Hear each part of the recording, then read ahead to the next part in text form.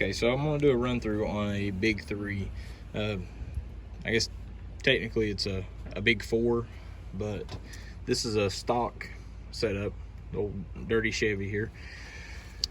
The charging wire looks like it's either a 8 or a 10 gauge wire, so you're looking at 30 to 60 amps of current capability coming from the alternator to the battery on the charging, on the positive post from the charging stud.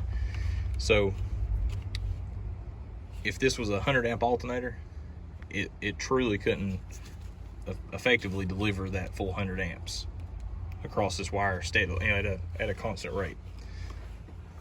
So you're going to want to upgrade that to meet the requirements of everything you have. Typically you're going to see a 1-aught or multiple strands of something coming across, but you'll have your charging stud to the positive, and then you'll have 3 wires connected to the ground.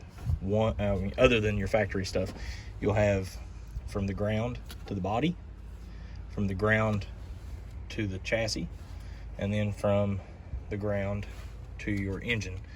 Typically you try to get it somewhere close to the alternator.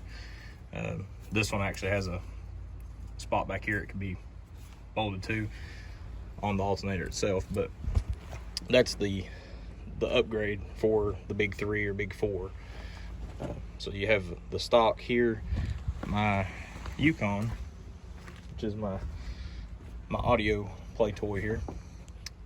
I've done a battery delete on it, but you can see charging wire. This is 4-aught. I have 2 strands coming from the alternator. I have a dual charging studs here. So that's coming off, going to the battery in the back, and then I have this ground directly to the alternator, and this ground going to the frame itself. So I've got 2 coming off of here to the battery bank in the rear. Okay, so back here in the rear of the Yukon, I have a distribution block for my grounds. This ground is going directly to that nasty old rusted spot right there. That should be cleaned off nice and clean going to the body.